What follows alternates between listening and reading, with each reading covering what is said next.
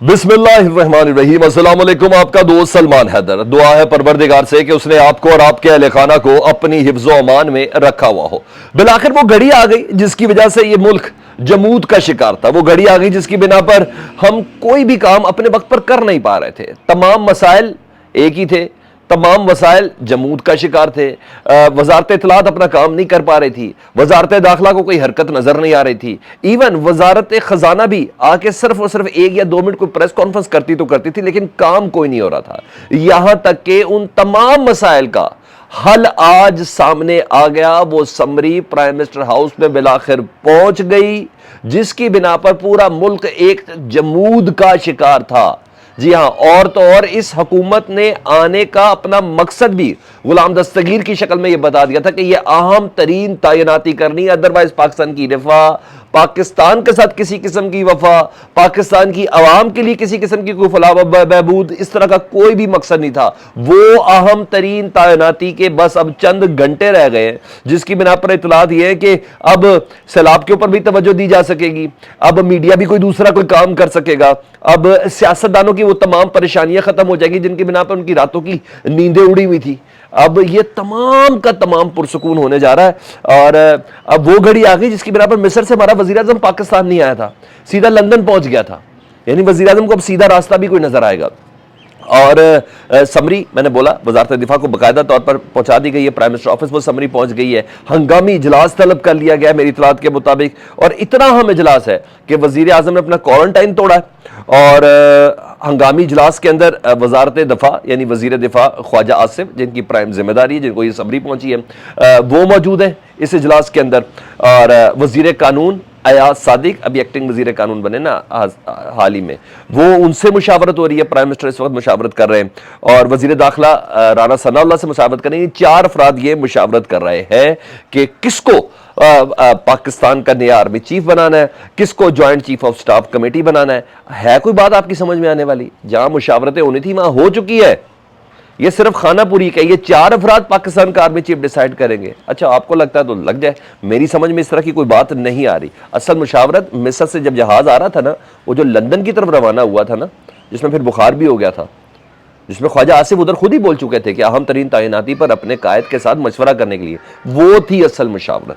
हाँ, चाहे इसके उस मुशावरत के बाद बाकायदा तौर पर इत्तहादियों के साथ तमाम कंसेंसस डेवलप कर लिए गए। मौलाना फजलुर रहमान को बता भी दिया गया, मुशावरत भी की गई। आसिफ अली जरदारी साहब भी शदीद बीमारी में अचानक इस्लामाबाद पहुंचे। मैं ऐसे नहीं कह रहा, पाकिस्तान के तमाम मसाइल का हल और तमाम वसाइल का हल ये आर्मी चीफ की तैनाती है, जो बनाई गई है, जो बताई गई है, जो नजर आ रही है। तो इसलिए हमारे दुख, हमारे अफसोस, हमारे मुल्क के तरक्की ना करने का जो गम था, वो तमाम का तमाम मुंदमिल होने जा रहा है। ये तैनाती के बाद अब मुल्क पे काम होगा, अब सियासतदान अपनी ड्यूटी देंगे, अब वजारतें अपना काम करती हुई नजर आएंगी। इस हद तक ब्रेकिंग और फट्टे चल रहे हैं।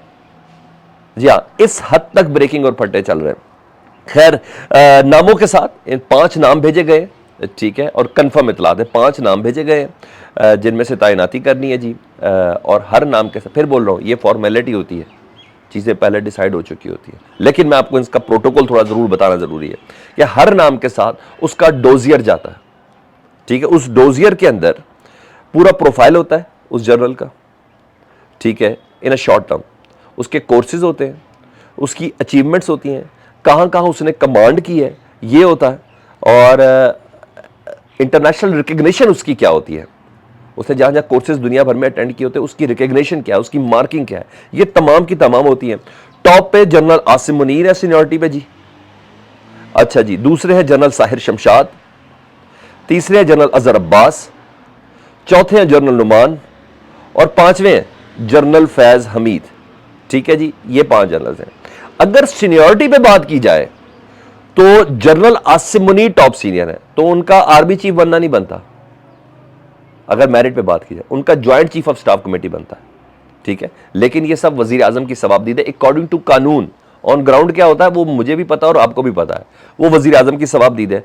और हाँ, ये भी बता दूं, वजीर आजम के पास ये इख्तियार होता है कि ये समरी उन तक पहुंचती है ना वजीर आजम के पास, तो वजीर आजम को अगर ये 5 जनरल पसंद नहीं आ रहे, उनका कोई बैक एंड पे कोई फेवरेट कोई जनरल बैठा हुआ है, तो वजीर आजम साहब ना दोबारा वजारत दिफा को कहते हैं GHQ में समरी भेजें, लेटर भेजें कि मुझे ذرا سینئر لیول کے 7واں 8واں 9واں 10واں 11واں نمبر بھی دے دیں مجھے، کیونکہ اگر ثوابدید میری ہے تو میں کرتا ہوں، لیکن اس کے لیے وزیر اعظم کا تگڑا ہونا بڑا ضروری ہے، اور اس کا کرونا کا نہ ہونا بھی بڑا ضروری ہے، ہر لحاظ سے کمانڈ ہونا بہت ضروری ہے، ایک رات پہلے اس کے بھائی کے اوپر قتل کی پلاننگ کا الزام نہ ہونا بہت ضروری ہے، اس وزیر اعظم کے اوپر کیسز کا نہ ہونا بہت ضروری ہے۔ اس کے لیے ایک تگڑا وزیر اعظم اور حکومت درکار ہے، اور آپ کو پتا ہے کہ یہ صرف اس تعیناتی کے لیے ہی حکومت ہے جی، کیونکہ آگے میں کچھ بہت اہم چیزیں آپ کے سامنے انکشاف کرنے جا رہا ہوں، واقعی بہت بڑے انکشاف کرنے جا رہا ہوں۔ اچھا جی، مشرف صاحب 7ویں نمبر پہ تھے، جنرل ضیاء 7ویں 8ویں نمبر پر تھے، تو یہ بات میری ادھر سے تصدیق ہوتی ہے کہ پھر دوبارہ بھیجا جا سکتا ہے، لیکن پھر بولا نا کہ کافی تگڑا وزیر اعظم اس کے لیے چاہیے، تو بہرحال میں نے بولا اگر میرٹ پہ ہوگا تو general Asim joint chief of staff committee ہوں گے۔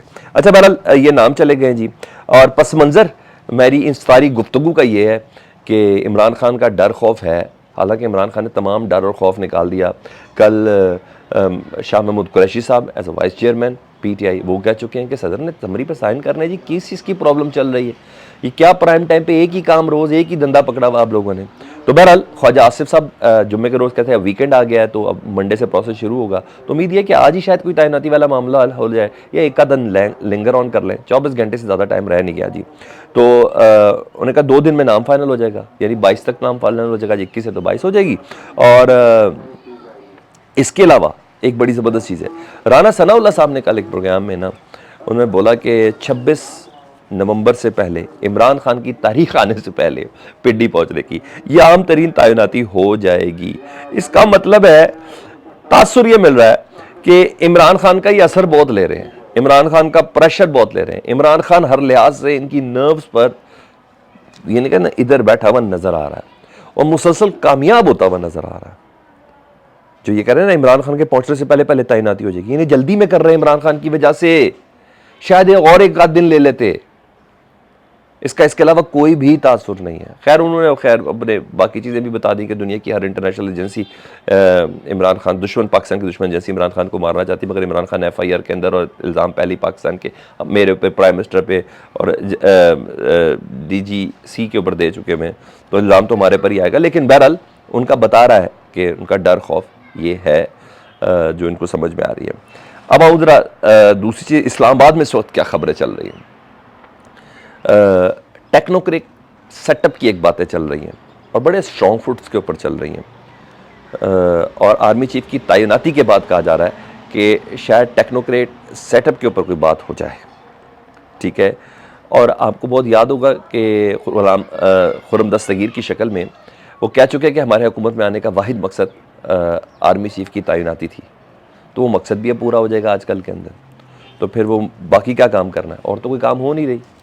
تو یہ باتیں چل رہی ہیں کہ شاید 1 سال کا کوئی سیٹ اپ بنایا جائے یا 6 مہینے کا کوئی سیٹ اپ بنایا جائے۔ بہرحال عمران خان صاحب نے کسی بھی ٹیکنوکریٹ سیٹ اپ میں، جس میں چاہے پی ٹی آئی کی نمائندگی ہو، جس میں چاہے نون لیگ کی نمائندگی ہو، اس طرح کی کوئی چیز، یعنی ادھر سے اب لے لینا وزیر خانہ اسحاق ڈار لے لیں، ادھر سے اسد عمر لے لیں، ان کی موجودگی ہو میں کوئی 6 مہینے سال کا، انہوں نے کہا نہیں ہمیں کوئی ایسی چیز نہیں چاہیے، بالکل نامنظور ہے۔ پی ٹی آئی نے مکمل طور پر ریجیکٹ کیا ہے ان افواہوں کو، میری کچھ لوگوں سے بات ہوئی ہے اس پہ بالکل کوئی نہیں دھیان دے رہے، انہوں نے کہا سیدھا نگران سیٹ اپ آئے جو 45 دن کا ہے یا 90 دن کا، وہ سیٹ اپ آئے اور الیکشن کی ڈیٹ اناؤنس کرے اور یہ تمام مراحل کو حل کرے۔ تو بہرحال یہ خبریں چل رہی ہیں، جو خبریں چل رہی ہیں وہ میں نے آپ کو بتا دی۔ اور دوسرا، آج زمان پاک میں پی ٹی آئی کی CAC یعنی سپرلیٹو ڈگری کی قیادت ہے، عمران خان صاحب نے ان کو زمان پارک میں اجلاس بلایا۔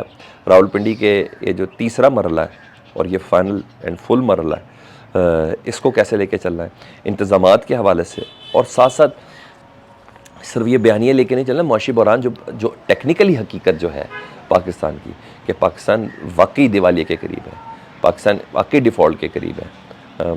میں روز بلکہ ان کے اپنے جو چینلز ہیں ان کو بہت سپورٹ کرتے ہیں، اس کے اندر بھی معاشی جو تجزیہ کار ہیں وہ یہ کہہ رہے ہیں کہ پاکستان صحیح فٹ سٹیپس پہ نہیں چل رہا، جن گراؤنڈ پہ اسحاق ڈار کو لایا تھا وہ سب الٹی ہو چکی ہے، یہ اس طرح کام ہی نہیں کرے جس طرح ان کو کام کرنا چاہیے، اور آنے والے 1-2 دنوں میں مزید تباہی ہے پاکستان میں، کیونکہ چین نے اپنا وعدہ پورا نہیں کیا، سعودی عرب اپنا وعدہ پورا نہیں کرا، IMF کا ساتھ اپنا معاملہ ہے، تو صرف ریزروز ہی آپ کے 8 ارب ڈالر رہ گئے اسٹیٹ بینک کے اندر، تو آپ کس طرح یہ اکانومی چلائیں گے؟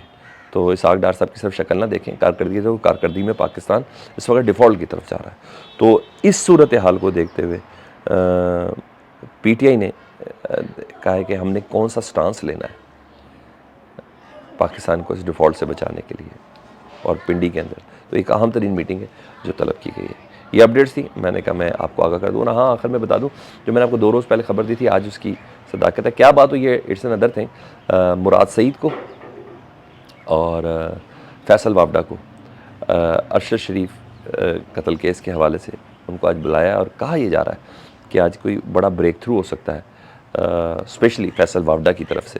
مراد سعید صاحب کے تو درینہ دوست ہیں، فیصل وابڈہ تو پریس کانفرنس میں کہہ چکے ہیں میرا موبائل کا فورانزک کرایا، میرے پاس بہت سے ثبوت ہیں، پاکستان میں ساری پلاننگ ہوئی، کون کون کدھر ہے، مجھے ایک ایک چیز کا پتہ ہے، میں ان لوگوں کو بھی ماروں گا جنہوں نے ان کو مارا ہے، جو میرے پہ اٹیک کریں گے، یہ ہے وہ ہے فلانی چیزیں۔